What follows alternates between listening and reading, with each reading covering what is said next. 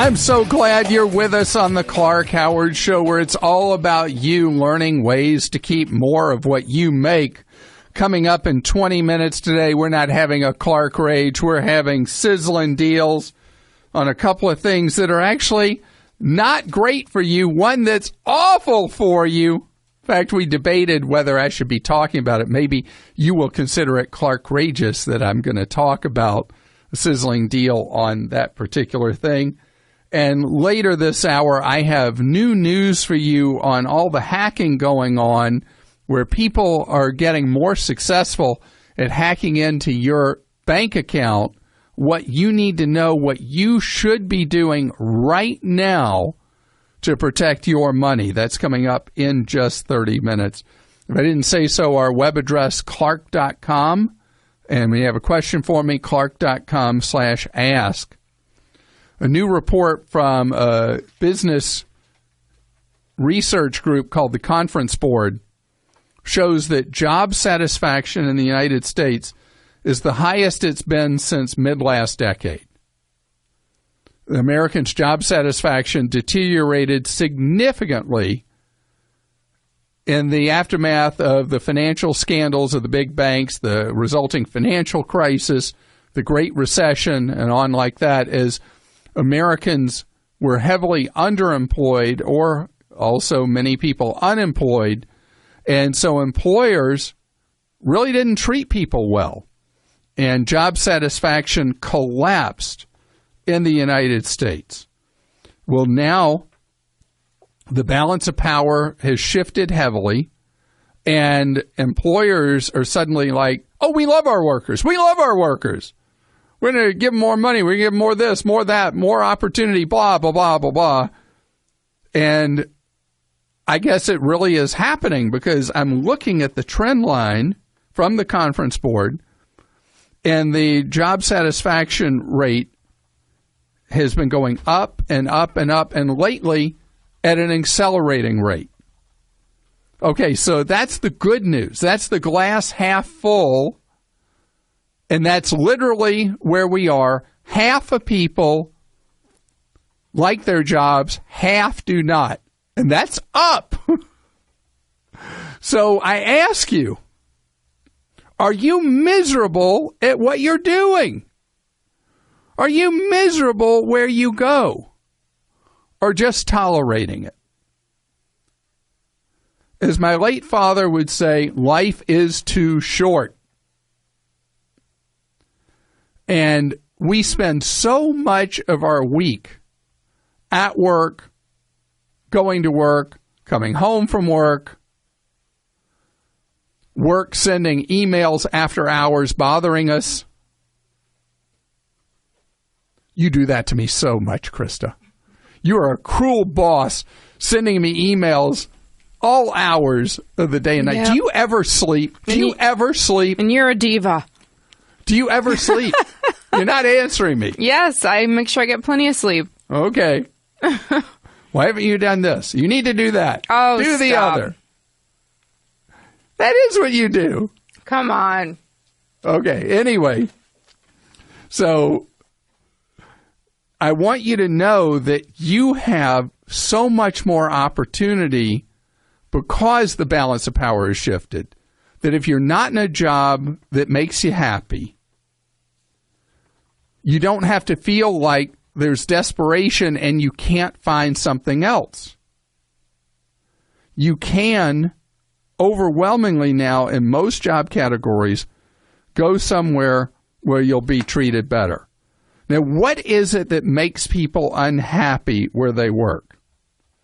Interestingly enough, in the research they did, not a single one was about, I don't like the pay I get at the job. Pay is what's known in employment as a dissatisfier, not a satisfier. Because people can always come up with a reason why they're unhappy with what's in their paycheck. What are the things that make people unhappy? The education and job training offered at the job, being appreciated for their work. Not like, we value our people. How are you recognized individually where you work? If you're a supervisor or manager, hear me on this. Don't just say, hey, everybody on the team did a great job. Or if you are recognizing people individually, don't just recognize the one person who's your favorite, the teacher's pet in your work group. Be very clear and specific with people individually what it is about them they appreciate. People, as humans, respond to that. Doesn't cost you anything, and don't make it fake. Real things and real specific. Don't just say, hey, you're a great worker. Be specific. You did a great job on so-and-so, and I especially appreciated how you handled this.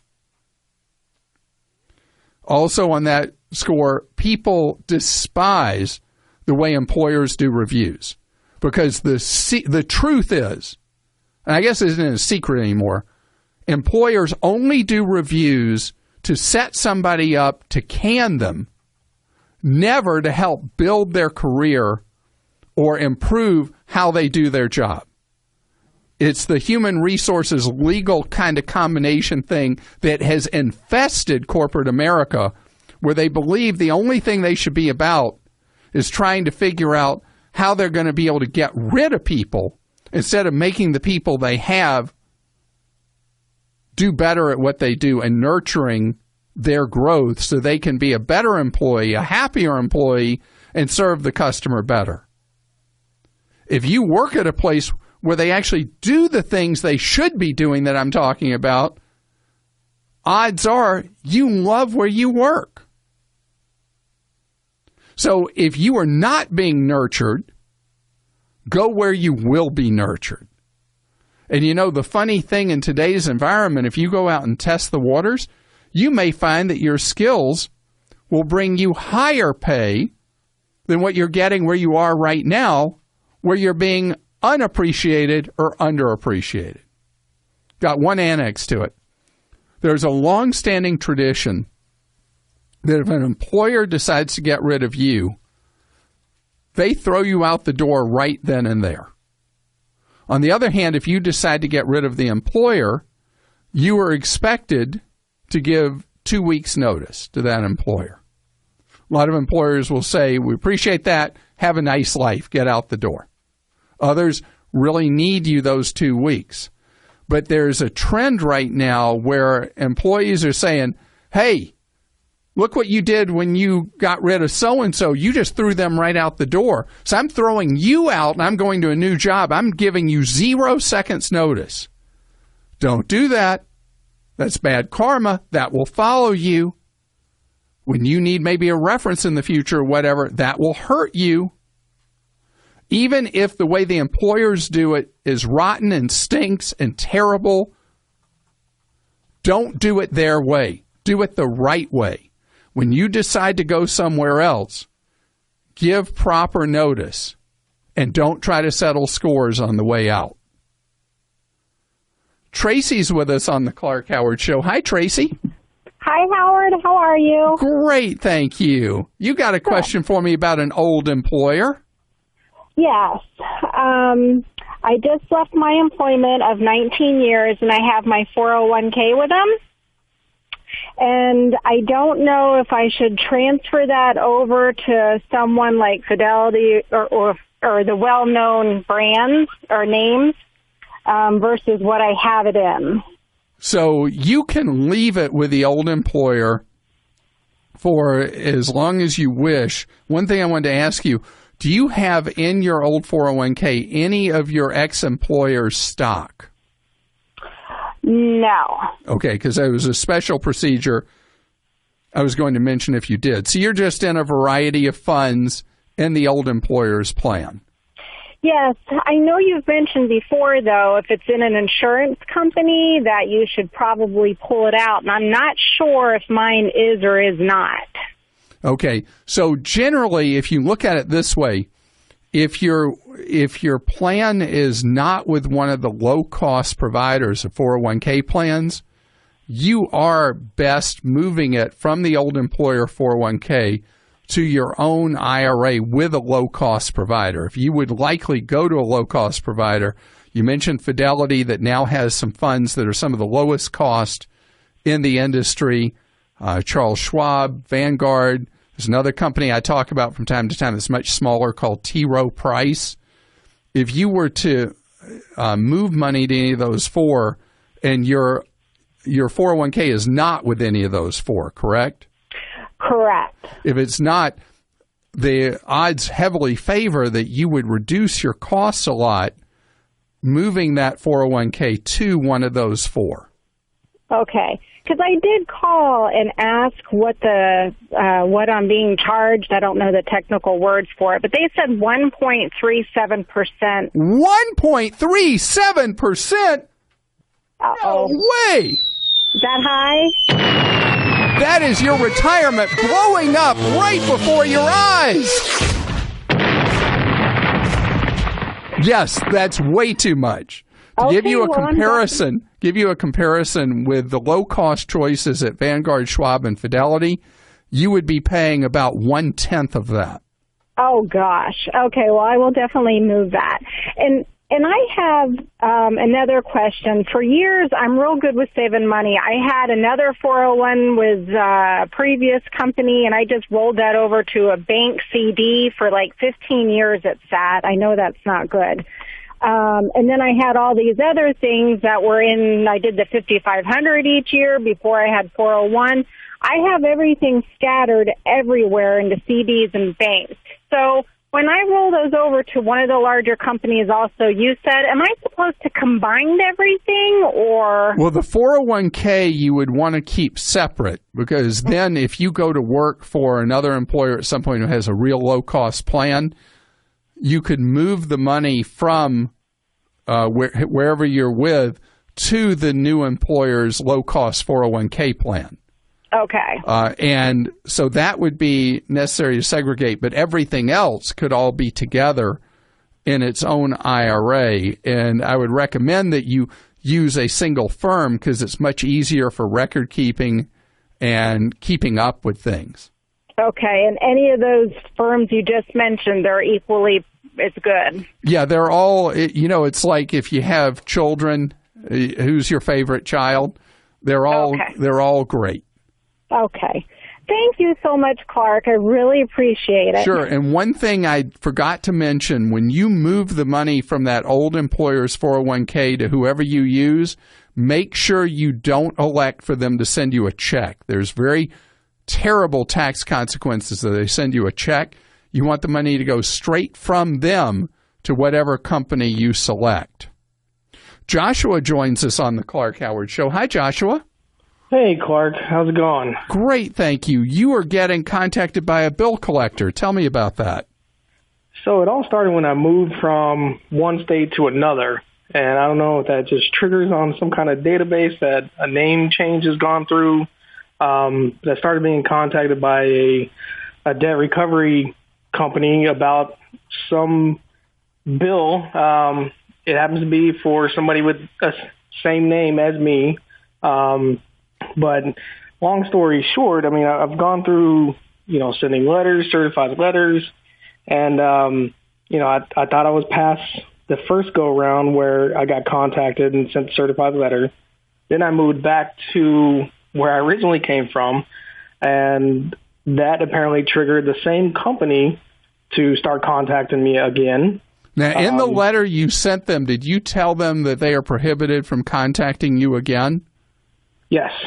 Okay, so they broke the law. You can sue the daylights out of them if you have proof that you had sent them the drop-dead letter that I have on Clark.com. Yeah, I have still all my certified letter receipts, from the original 2 times. Send them a notice of intent to file suit. Send them a letter telling them that if they don't cease all efforts, that you will exercise your rights under the law to sue them, as they have been properly notified under what's known as the Fair Debt Collection Practices Act, that they were prohibited from ever contacting you again, and provide a copy of the slip. And in that say, not only did I tell you not to contact me again, as I told you before, I am not the individual you're looking for. Yeah, and Okay, I'll do that. But now I guess my situation is, it looks like this debt has been sold to another company. Which is a whole nother can of worms. You have to, if it's a new company, you have to do the same procedure you did before. Okay. And it is a game of whack-a-mole with the debt buyers, because they are just scavengers. They don't care if they're contacting the right person. They only want to intimidate money out of people who don't even owe it. Never, ever allow anyone to intimidate you into paying a debt you don't owe. Be tough and thorough like Joshua is. On the Clark Howard Show, I love giving you Clark-rageous moments. Right now, though, I want to give you a sizzling deal. Two of them. One that is of questionable nutrition, but sure is fun. A deal from Groupon that you can link to from Clark.com that you get $20 worth of Krispy Kreme donuts for $10. Oh, I love my Krispy Kreme donuts. In moderation, it's fine. Something else not good in moderation, not good at all, but we got a lot of people who still do it, smoke cigarettes. I want you to know there is a clear emerging trend in the U.S. for you if you are a smoker, with enormous price variation in cigarettes. We've never really had this before from brand to brand. Look for more and more cigarette brands popping up with prices about half of what you pay for the most popular brands of cigarettes. What I recommend is, if you are a smoker, it'd be better for you to quit. But if you are smoking, try one of the ultra deep discount brands, find one you like, and then you'll cut your cost of smoking in half. Rocket Mortgage by Quicken Loans proudly supports this podcast. Rocket Mortgage brings the mortgage approval process into the 21st century. It's fast, powerful, and completely online. You see, Rocket Mortgage has taken all the complicated, time-consuming parts of applying for a mortgage out of the equation. Hate searching through stacks of old files and paperwork? Well, with Rocket Mortgage, you can easily share your bank statements and pay stubs at the touch of a button. It helps you get approved in minutes for a custom mortgage solution that's been tailored to your unique financial situation. Even better, with Rocket Mortgage, you can do all of this on your phone or tablet. It's a quick online process that you can manage from the convenience of your couch. So if you're looking to refinance your mortgage or buy a home, check out Rocket Mortgage today at quickenloans.com/save. That's quickenloans.com/SAVE. Equal housing lender, licensed in all 50 states. NMLSconsumeraccess.org, number 3030.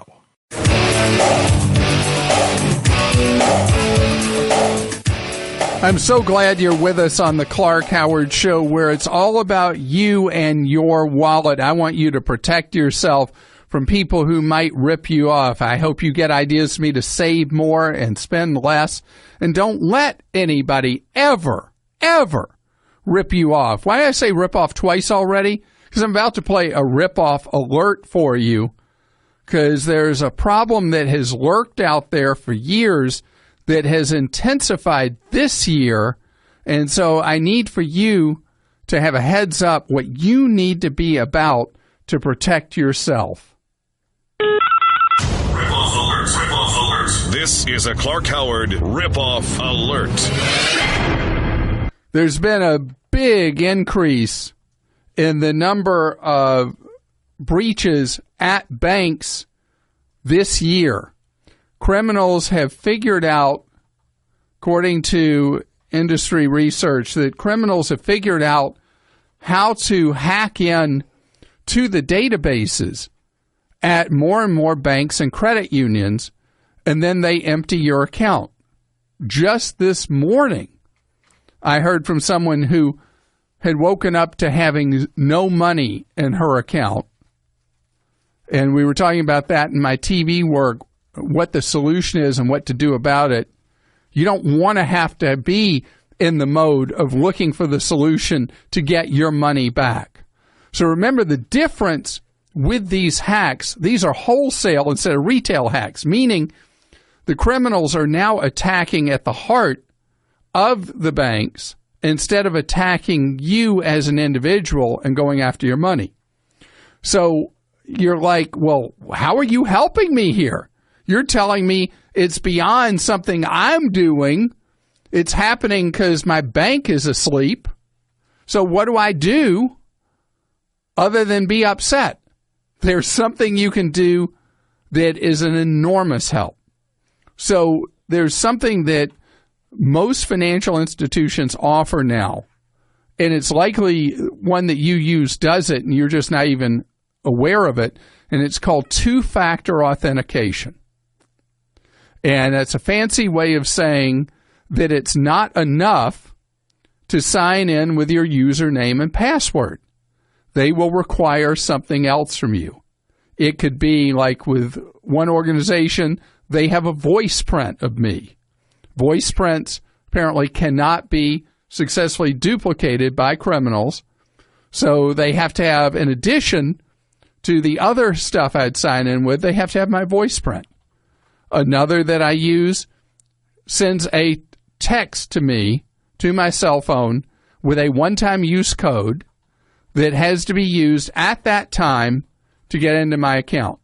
Now, again, in my TV work, we had one situation where a criminal had successfully hacked somebody's SIM card and intercepted the one-time use code. But then you're so far out there, and that's such an arcane, obscure, uncommon thing, that the key is setting up the two-factor authentication, whatever that is with your financial institution, gives you protection from where you may have been hacked into or the financial institution has been hacked into. Because until we come up with better ways to protect our security with our financial stuff, you need to do your best with the tools that are available, and two-factor authentication is the best we have right now. In addition, you are likely to be offered in the near future by a financial institution some kind of biometric method of verifying your identity. Biometric is a fancy way of saying an image of your fingerprints, digital image of your fingerprints, digital image of your eye, who knows what, but as a way of verifying that you are who you say you are. I want to repeat something I talked about before.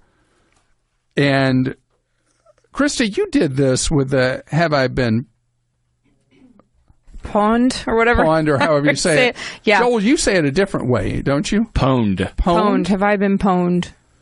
Have I been Pokemoned? Pwned. So we have at Clark.com where you can go check Have I Been Pwned, and you're able to see if anybody has been using your information, your username or email address or anything like that. It is completely legit to do so.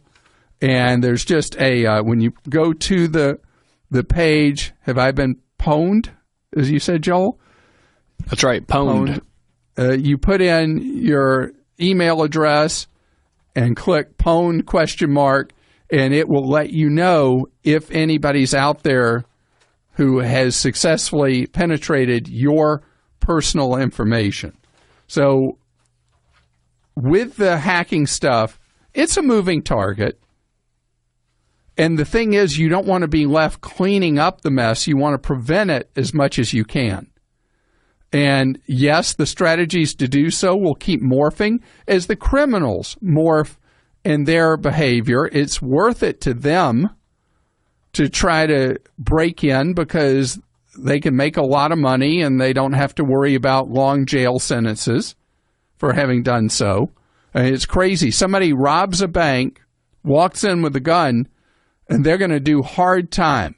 Somebody breaks into the bank electronically as a hacker, and if they spend any time in prison, the prison sentences are extremely short normally, and the amount of money they get is so much greater doing it electronically than doing it the old-fashioned way, walking into a bank branch with a gun, where they never really get much and they have to worry about the dye bombs that are in the money, if you're familiar with that.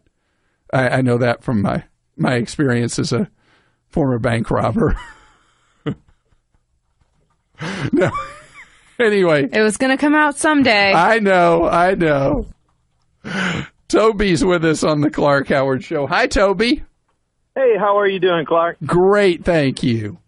My question is, my mortgage company has sent me a letter stating that they anticipated that payments from my escrow account would be made during the last year, and they didn't equal the same as what the escrow should have been. I guess they didn't pay enough into the escrow.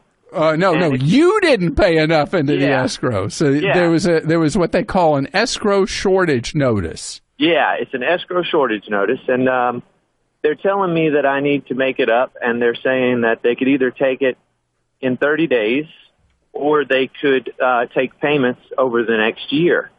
And it's going to make my monthly payment on my house go up almost $200. And I'm wondering, is there anything I can do to avoid this?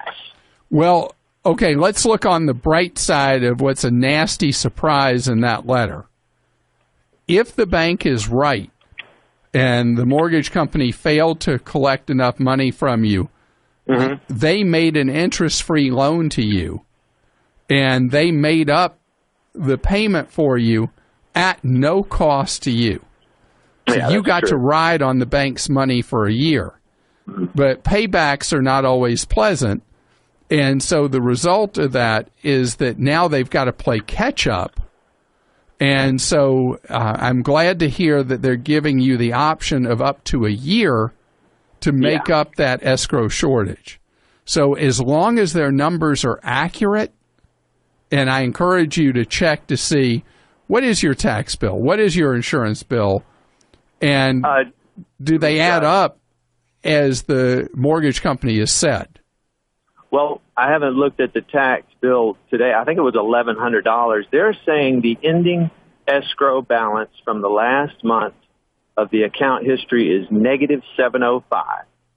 And it says your starting balance, according to this analysis, should be $534.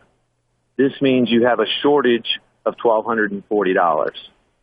All right, so let me explain that to you. So a lender is allowed to collect the amount that is the estimated amount of what your taxes and insurance will be divided by 12 plus, okay, this is going to sound so weird hearing it, plus 2/12 additional collected, divided, that amount divided out and collected each month. So they're allowed to make up their shortage, plus they're allowed to collect an overage to try to prevent the possibility of a shortage the following year. Okay. So then that brings us back full circle again to the question I alluded to a second ago. You need to make sure that their calculations are right. So you run your own. You add up what the taxes are, what the insurance premium is, add those two together, divide them by 12, and then multiply that times 2, divide that second number by 12, add it back to that 1/12, and that's what the escrow amount should be per month. I see. Then in addition to that, they have the right to make up that shortage by collecting extra from you each month going forward. So did I explain it worse than they did, the same as they did, or better? No. That makes a lot more sense. Okay. I kind of understand. I understand it that they made an estimate that was kind of low, and you know I've got to make up the shortage. I understand that. I was just. Have you ever heard of them extending the loan out more than 1 year? No, in fact, 1 year is the most generous I ever hear. So they're being extremely lenient. Yes. Up front. Yeah, because they're the ones that laid out the money, and they're the ones that lost that money, at least for now. I see. So as long as you can afford the $200 and so extra a month, you just pay it up. Yeah, that's the problem. I don't want to pay it, but I guess I have to. Yep, because otherwise you're going to have all kinds of problems with the lender, because all they're doing is they're making sure the taxes and insurance are paid each year, so they protect their interest in the loan. John joins us on the Clark Howard Show. Hi, John. Hi, Clark. Thank you for taking my call. Certainly. So you're a daddy, huh? Yes, I am. Congratulations. Thank you. Well, I guess my situation is I'm married for about 6 years. My wife is a Thai citizen, and I'm a U.S. citizen. Our baby is a U.S. citizen. So we've had discussions where we're thinking of having our little one to be having a dual citizenship. And at first it wasn't concerning me. I thought it was a great idea. But sometimes my wife will get a little bit upset, and she'll kind of, when she gets angry, she kind of mentions the words like, well, I don't know how long we're going to last, or, some kind of disparages. But, of course, she'll say things like that to get her point across. And, we make up in the end. But it still kind of lingers in my head thinking, sure. Well, what if we do get the dual citizenship? What is the worst scenario? Is there... I've heard of stories. You're worried that she would baby nap, that she'd take your baby with her back to Thailand, never to be seen again by you. Something like that. And I can't imagine that happening, but no, you can imagine it happening, or else we wouldn't be talking about it right now. And I feel terrible for you that you have that fear and concern. I don't even know if I should really think of. Is there any documentation or any other form I can? All right. Well, let's talk this through. First thing is, if you have these concerns, is totally unrelated. It's only tangentially related to your question. But have you considered, the two of you, if you've had these spats, going to marriage counseling? No, we have not. I would strongly encourage that. A lot of times, if marriage has a rough patch, a marriage counselor can help mend that, and if you ignore it, it can end up leading to a tear in the relationship that can't be put back together.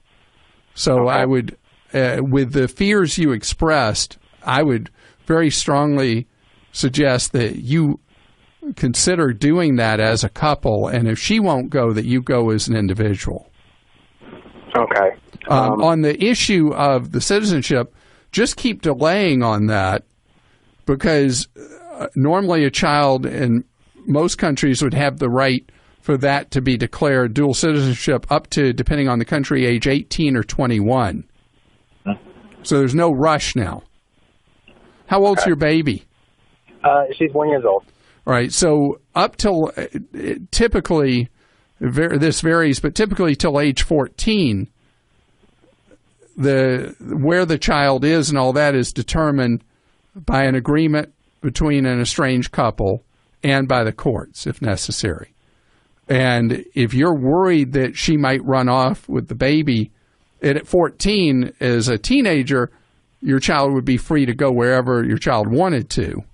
Mm-hmm. But in the meantime, I think that stall every way possible on the dual citizenship, but don't stall at all on going to see a marriage counselor, the two of you.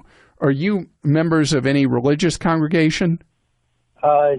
Yes, we are. Because many times people who are not comfortable with going to see a traditional marriage counselor will talk with a family counselor in their religious congregation. And I think that would be, at a minimum, a good step for you to try to do as a couple. When you have a question for me, you can have it read on the air for you. We call it Ask Clark. Our producer, Joel, fills in for you. Joel, who do you have an Ask Clark from? Clark got one from Robert. He says, where's the best place to sell your old cell phone, Clark? Best or easiest, or the one you got the most money from?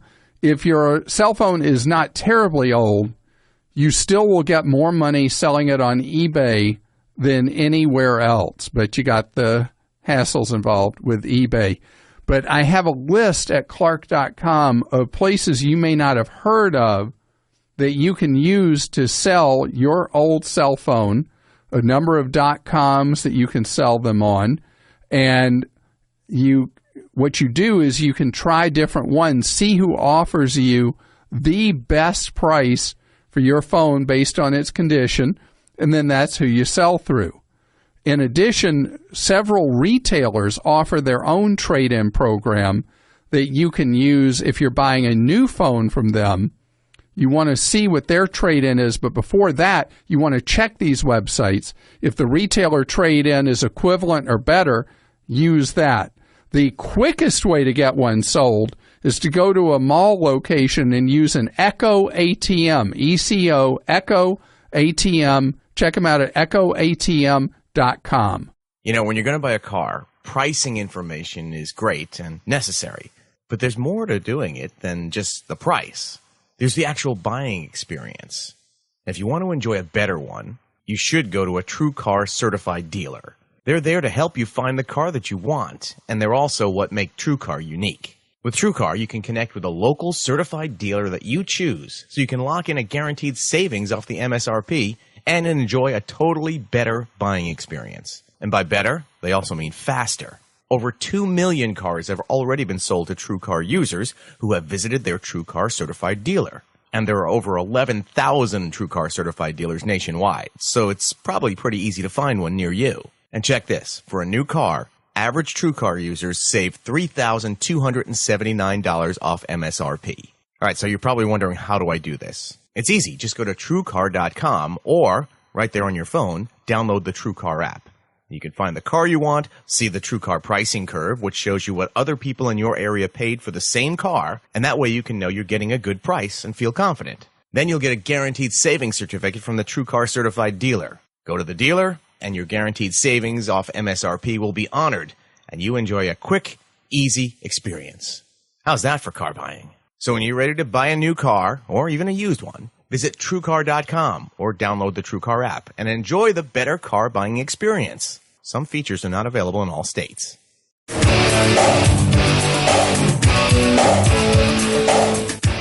I know this is weird, but Pokemon Go has some effects on your wallet I'm going to share with you in just 30 minutes. I'm so glad to welcome you to the Clark Howard Show, where it's all about you learning ways to keep more of what you make. Our web address, clark.com, that's C-L-A-R-K, no E on Clark, clark.com. When you have a question for me, clark.com/ask. There was a big brouhaha about labeling requirements for food. Vermont became the first state in the country to require GMO labeling on food items. And supermarkets and packaged goods makers had been scrambling to comply with the Vermont law to disclose if there were GMOs in a food you were looking to buy. Well, in something at a year where the U.S. Congress couldn't agree on anything, the U.S. House and Senate rushed through a law invalidating Vermont's law and banning any state in the country from requiring GMO labeling on its food products. And the argument to be made is that it would be terribly expensive for food manufacturers to deal with different labeling requirements in each state. So what the Congress passed, though, is really silly. Instead of having a national standard for labeling items is whether or not they have GMOs, Congress passed, at the behest of the big food companies, a requirement that be made available to you a QR code, something nobody uses, that if you wanted to know what was in the food, whatever it was, that you'd be able to use an app on your phone, read with the QR code reader what's in it. Now, let me tell you something. I could not care less about GMOs. They don't mean anything to me. I don't care if they're there. I don't care if they're not there. It makes no difference. But there are people who are freaked out by GMOs. Don't know if they're right to be, but they are. What I'm freaked out about is that if the Congress really was serious, and this is one of the problems about Washington and all the dirty money and crony capitalism flowing around Washington, they're really serious about just having a national standard of disclosure, They would just come up with a standard system where you would see on a food label if it had GMOs. The purpose of what Congress did was to keep darkness on the information of it being available to you as a consumer. That's what it was all about, and that is silly and wrong, because all it does is create more mistrust in people. But there is a real opportunity here, a huge opportunity, because ultimately, wouldn't it be great if this is decided in the capitalist marketplace better than Washington? And that is, there are going to be food retailers that are going to look at this as a market advantage, and they're going to come up with their own labeling requirements that for people that's important to, they'll be able to go to that store. Maybe it'll be Trader Joe's, or maybe it'll be Whole Foods, or whoever, or a traditional mainstream supermarket chain that will require labeling that tells you for any item you buy within their four walls whether or not it has GMOs. So I expect that if this is important to enough Americans, that the wrong decision of the Congress will be overridden by the needs of the marketplace and the wants of the marketplace, which is really the best place for something like this to be decided anyway. JC is with us on the Clark Howard Show. JC, I am so glad you're calling with this question about kayak.com. Do you know why? No, I don't. Because I've been meaning to talk about this for 2 or 3 months, and I kept forgetting to do so. And this is so important because people are having problems all over the place. Tell me what's happened to you doing a search at Kayak. Well, Clark, first of all, it's great to talk to you, a longtime listener. But you're right. I am planning an international trip and was on Kayak this morning searching flights. And as the fare results were listed, I noticed that there were several non-airline sites that were offering much lower fares than the main interline domestic and international carriers. And when I clicked on that link to those other sites, it just looked a little suspicious, and I declined to book. And I was wondering what your experience was with these third-party booking options. All right, so this is something that Kayak needs to really rethink. And they're just making a lot of money, I guess, on referral fees. There are these wholesalers that are posting prices on Kayak that are significantly lower for a flight on an airline than what you could buy direct from the airline. And then you click through, and you're on some UFO travel site you've never heard of. And I'm looking at one right now that is an international itinerary that shows the price as it would be with the airline itself, and it shows it in red with a slash through it. Then underneath in big black numbers, it says a much lower price, save 20%, and gives the name of this travel site nobody's ever heard of, view deal, book here kind of thing. That's exactly what you saw, right? That kind of thing? Exactly as it was presented, yeah. Yeah. All right. So the problem is I've read, as I've looked at message boards and I've looked at information, a lot of these UFO sites are terrible. Terrible. Awful customer no service, people getting stranded in foreign countries when they're told, no, you don't have a valid ticket on us, or we weren't paid for your ticket, or we show no record of your reservation. And Kayak has really messed up here. And it's just because they're getting these referral click fees, and they're doing business with who knows who. Right. So I would tell you that I think there's a way on Kayak you can eliminate the UFO booking sources. I'm looking, I don't see exactly how to do that, but I think there's a way to do that. But you would want to ignore any of those that are booking engines that are unfamiliar. Okay, great. All right, now I got one other suggestion for you, because Kayak does have, if you look at their their box that you can do plus or minus 3 days. Yes. It's a great tool for finding fares, in spite of the problem we just talked about. Right. The other place I'd like you to look when you're searching for fares, either domestic or international, is a Google tool called google.com/flights. Have you tried it? I sure have. In fact, I actually prefer that booking engine. But I thought I'd just try out Kayak to see if there was any comparable options. But I have used both. I was just a little concerned about the topic that you just already addressed. So, yes, thank you so much for that information. And I can't thank you enough, JC, for mentioning this, calling in with this question, because I don't know where my brain has been that I've forgotten to bring up this warning about Kayak on the air. And it's terrible because I've always loved Kayak, and I'm so disappointed in them that they're doing business with these UFOs with all these customer service problems, or they're true customer no service problems. Mike is with us. Mike, you have, gosh, it's all travel segment of the Clark Howard Show. Mike, you have a question about a website you're finding really great deals for fun in the sun spots. Is that right? That is, Clark. Great pleasure to speak with you today. I found a .com that specializes in trips to the Caribbean, and I just got this amazing price of, it was $1,300, 5 nights in the Dominican Republic, flying on a major carrier for almost $1,300, and that just smells really fishy to me with a flight included. So I went to the resort website and booked the exact same trip, same days, same flight, and everything, and they had it at $2,800. So how is it how is it more than half price off at this site? That's my question to you.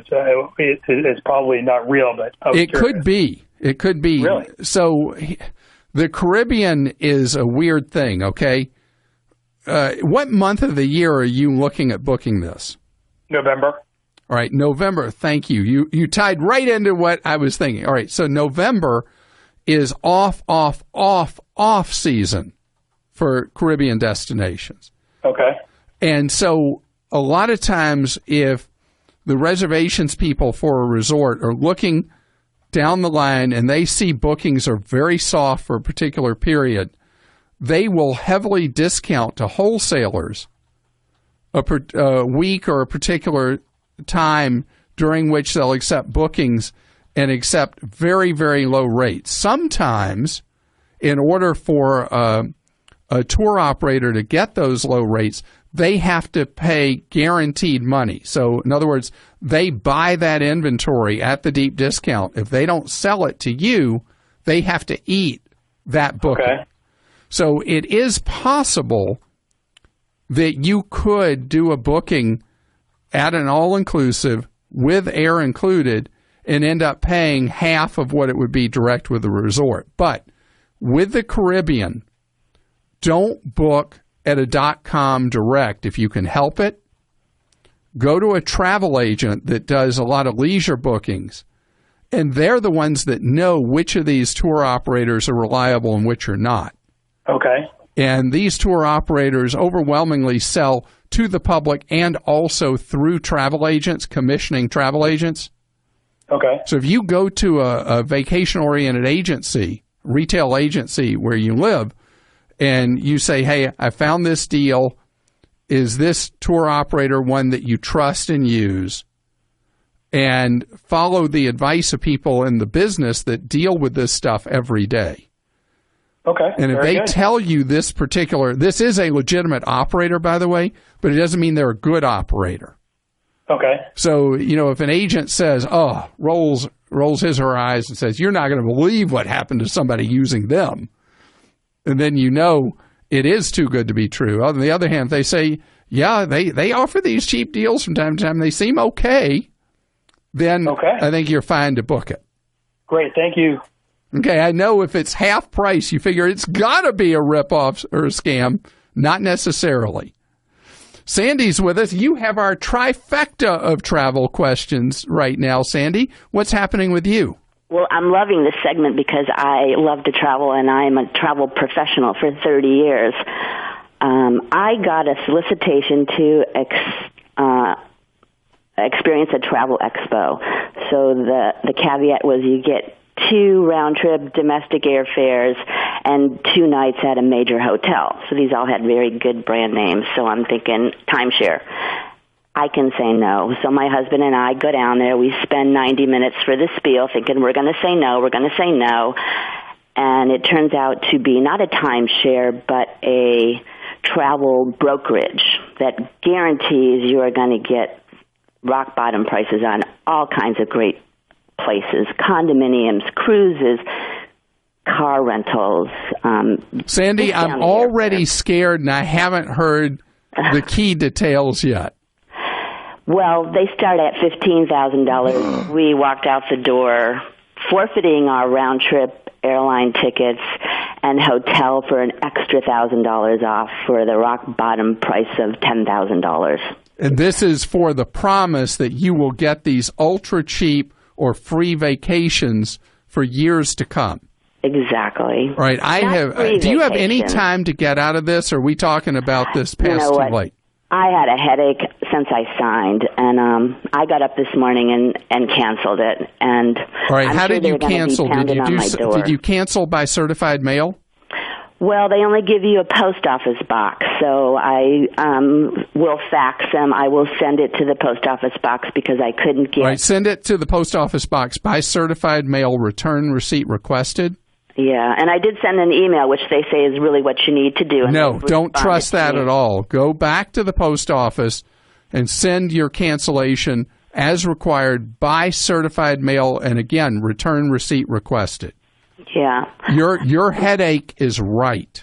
Yeah. These vacation clubs where you pay the big upfront fee for their promise that you're going to get all this wonderful travel has been an ugly ripoff, all the way leading to the word that has to be proven in court, scam, for years and years and years. I have never seen one that turned out to be legit.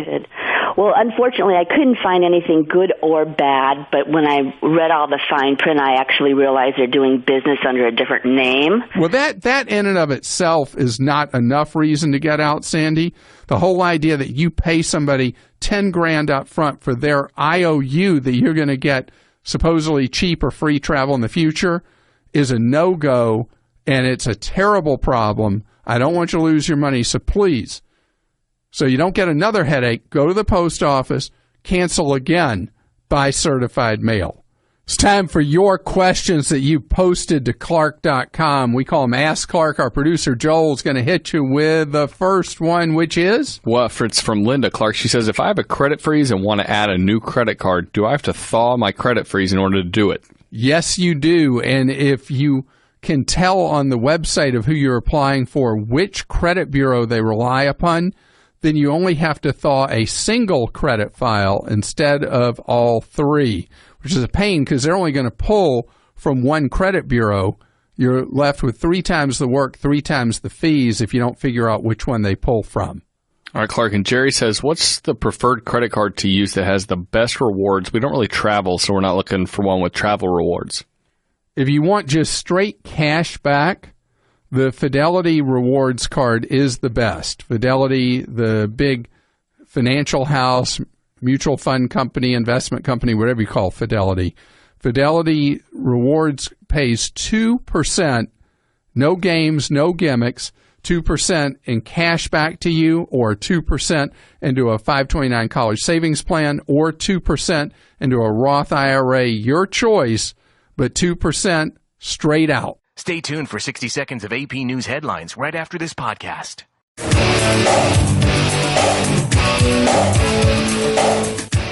Pokemon Go fever spreading across the world. Here in the United States, every business possible is looking for some tie-in to Pokemon Go, and it's amazing how there are things that just out of nowhere catch the public's fascination. I had mentioned to you last week how when I was out doing television, I went to a street corner, not a very busy street corner, and was surrounded by people doing Pokemon Go. There were, I think it was 11 people around me, just at a random corner. that were looking for the little cartoony kind of characters. What do you call those cartoony characters? I forgot. Pokemon. Those are just called Pokemon. Yep. My son was making fun of me, all of 10 years old, when he saw my TV report on it when I was basically introducing it, and he was telling me how my form was all wrong trying to capture the little cartoony characters, and he was trying to describe how you're supposed to roll on top of it with the rollerball-y thing, and obviously it's really meant a lot to me, not at all, but it does to a lot of people. So T-Mobile, is part of its T-Mobile Tuesdays thing, is giving unlimited free data to anybody playing Pokemon Go, and Sam's Club is offering anybody free access to Sam's Club if you are, in fact, showing on your phone that you're playing Pokemon Go, so you don't have to be a member. So there are any of a number of angles that are just cute merchandising and marketing angles. Parents, there's one I want you to make sure that you have talked to your kids about. There are people selling what are known as leveled up accounts. Those are ones where people progress to a certain level. Somebody wants to jump ahead and not go through the levels and then be at a higher level. People are selling that. A lot of people are selling on Craigslist or eBay, and they're selling these things for hundreds of dollars. And your kids, this is a great teaching moment for a child. If a child wants you to buy them up levels or help them level up, that you talk to them about the whole idea of earning those levels and not paying to skip ahead, which is absolutely not okay. That's like Russians getting Olympic medals and not having really earned them. You know, you want your kids to earn their way to something and not buy their way around it or cheat their way around it. Cedric is with us on the Clark Howard Show. Hi, Cedric. How are you? Hi, Clark. Have you been doing Pokemon Go? No, I haven't been doing Pokemon Go. My son does, though. And how obsessed is he with it? He's very obsessed with it, you know, being age 13. You know, my daughter, I don't think she's obsessed as Jacob is, but she's very obsessed with it, with games. And it's just not games or pets, you know what I'm saying? It's not his thing, you know. Well, I have never, it really frustrates my son that there's never been a video game or game on a phone, on an app, anything like that that's ever meant anything to me. Exactly. I'm still kind of old school. I mean, I do a lot of things with programming and developmental programs and stuff like that in my current position, but I never just got into it. When the Sega Genesis and the Nintendo stuff came out when I was a kid, I just never got into it like other kids in my neighborhood. You know, I was more the outdoorsy type of kid. Well, I don't know if you know, I'm the dullest person you've ever talked to in your life. I don't go to movies. I don't watch television. I don't know anything about the music scene. I don't know anything about popular culture. I don't play games. I'm just dull. Well, that makes two of us then. All right. Well, you have a business question for me. Yes, sir. Right now, I'm still in the developmental stages of starting my company up, and it's a small startup, land developmental and general construction company. And right now, we don't have all the overhead, the budget overhead to basically bring in new employees. And I was looking at a couple of online things as far as auto attendants for bringing in people that can. Well, I don't have a lot of overhead to bring in people to answer calls and do the marketing. Sure, and the auto attendant stuff has gotten so affordable that even a very, very small business can afford to have an auto attendant. What kind of prices are you seeing?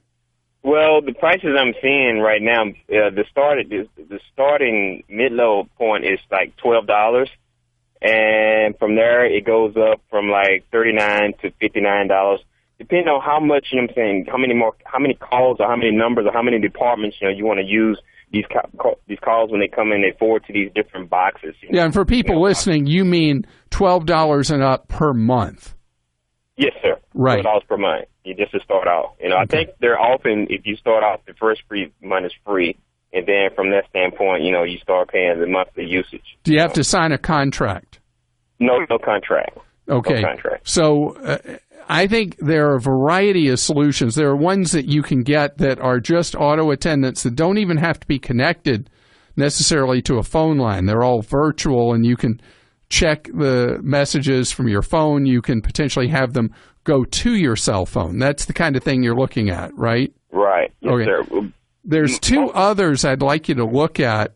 Okay. In addition to one of those, there's one called 8x8. Have you seen it? No, I haven't seen that one. 8x8 is where you have an actual telephone system, and as part of it, have full auto attendant that you may not need.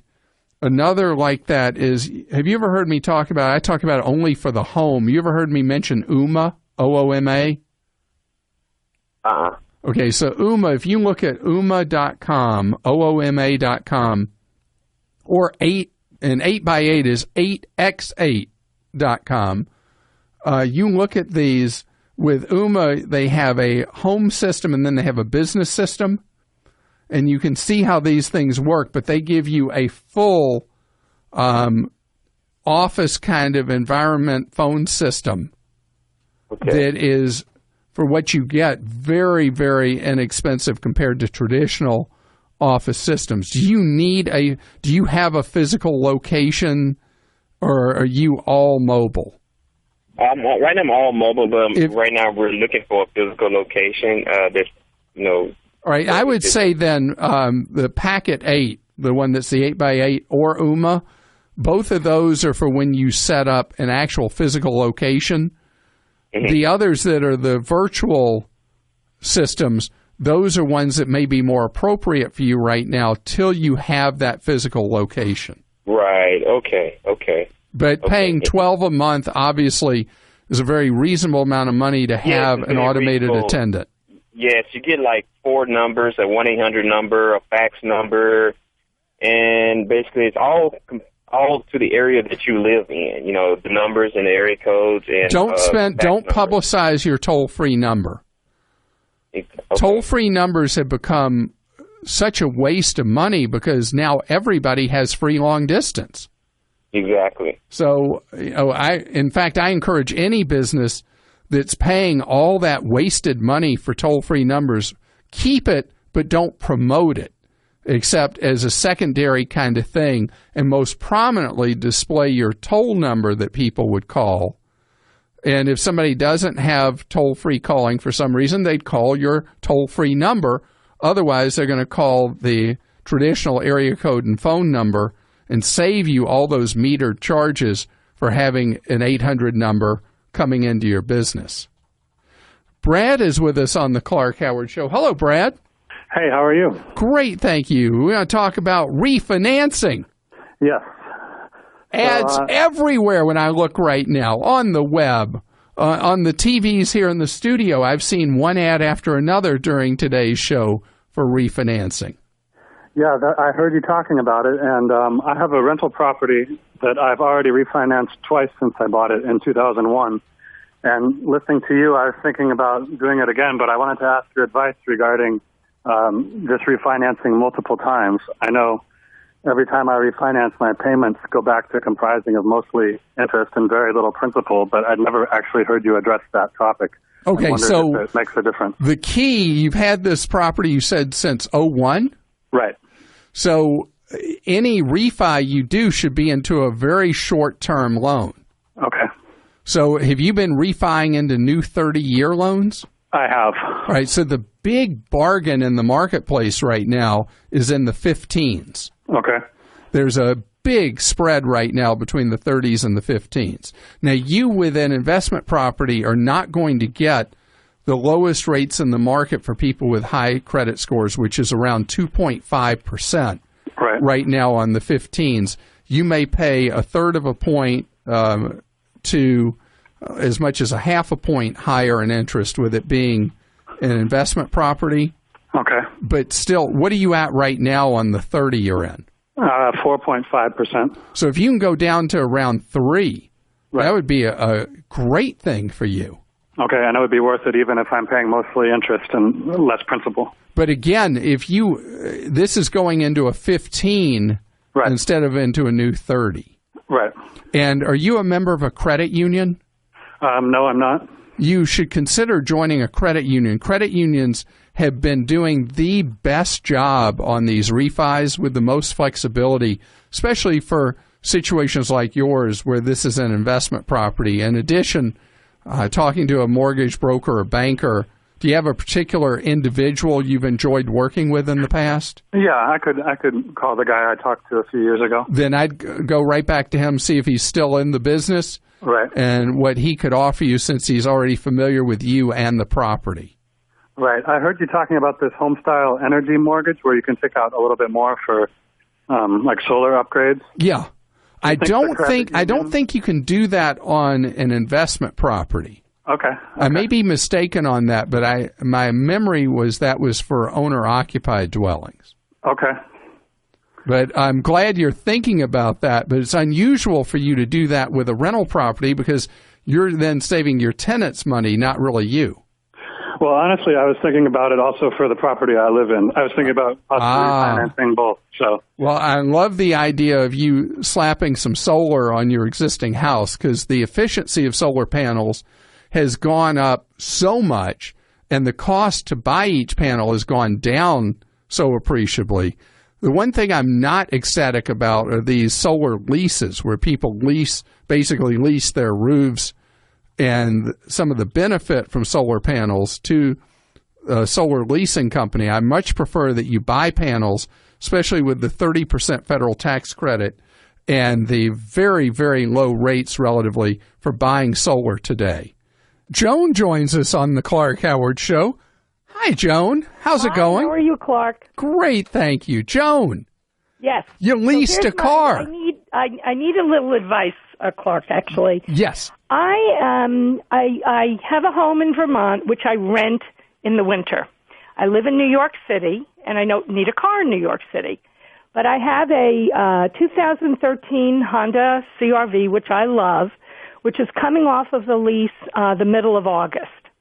Now, I was there yesterday, and they've allowed me to extend my lease because, by the way, they only insist on a 36,000-mile lease, and my car is not even at 22,000 miles because in the wintertime, I garage it in New York, but I barely drive it because you don't need a car in New York City. Sure. You don't want a car in New York. You really don't. Yeah. So my option is to either extend the lease for 2 months, which will get me through the middle of October, and they even give you a 10-day grace period, turn it back to them, save on my lease, save on my garage, and put, $4,500 in my pocket and just get myself back to New York and try to lease again maybe next spring. Now, they've offered me an incredible deal because they know I'm really turning in a perfect car. But it just doesn't make sense to me to keep this car for the winter when I really don't use it. All right, let's talk about a different alternative. You have used it far lower mileage than intended. Right. So you paid for basically 14,000 miles you're not going to use. Correct. You babied the car. Yep. It's got, at the miles you're driving it, that car could be good for another 20 years. Oh, yeah, the thing is loaded, too. So why not buy it? You have a buyout option in the lease. Mm-hmm. Instead of leasing something again, particularly, SUVs are holding what they call holding book. They're selling used at a great price. The odds may favor you to just exercise your right in the lease to purchase it. Mm-hmm. And then, you do have to garage it again, but you'd already have your wheels and you'd have it at a great price. Do you know what residual price you have to pay for it? $18,000. And do you know, as new as that is and as few miles as you have on it, Have you checked to see what the current value of it would be? Well, my son went online, and what he said was that you can't put in excellent, so it's in really excellent condition, but very good on Kelley Blue Book says with that kind of mileage, it is anywhere between, well, believe it or not, 15 to 17,000. However, the fellow yesterday at the dealership, he was like, "Oh my God, this car is perfect." People, I know people who want this car, and they can probably sell it. They can make money. They can sell it for like 21 or 22. But the other thought I had, and I don't know if you're familiar with this at all. Suppose I were to try to buy. My son was telling me that there's something called Lease Trader, where you can, like, let's say next April, I decide I want a car for 6 months because that's all I need. Yes. Couldn't I go That's a great idea. Okay. That is a great idea as an alternative where you take over the end of somebody's lease. As long as you have good credit, you can take it over, and then you only have to worry about a car seasonally. Right. And you could be a nomad with a different car every year in Vermont. Which may not be a bad idea. I never would have thought of that. Your son's brilliant. Well, you got to tell him he's brilliant for me, okay? For 5 minutes, and that's what he came up with. All right. Well, I love that idea. I still think, though, you should consider buying this Civic because its history, it's been babied, it's equipped to the max. Okay. And I think either would be an absolutely great choice for you to buy this thing or just extend it for the couple months, like you said, and do a swap a lease or one of those next summer. What a clever son you've got. Thanks for listening to the Clark Howard Podcast. Download new episodes every Monday through Friday at podcastone.com. That's podcastone.com. Stay tuned for the latest AP News headlines from Podcast One right after this. When shopping for car insurance, consider this. Geico has been saving people money on car insurance for over 75 years. So if you're serious about savings, it's simple. Go to geico.com. After 75 years, they know how to save you money. AP Update, I'm Ross Simpson. Down the street. Police tried to clear streets of protesters and spectators this afternoon around the arena hosting the Republican National Convention. Transgender activist and Olympic gold medalist Caitlyn Jenner says Democrats promote more inclusive policies for lesbians, gays, bisexuals, and transgenders. I get it. The Democratic Party does a better job when it comes to LGBT community, the trans community, all that kind of stuff. And Obama actually has been very good from that standpoint. Jenner says she's personally experienced no issues with which bathroom to use. I haven't used a men's room in a year and a half. And thank God, because there's some great conversation going on in the ladies' rooms. Okay? Indiana Governor Mike Pence accepts the GOP vice presidential nomination tonight. Donald Trump accepts the presidential nomination tomorrow night. I'm Ross Simpson.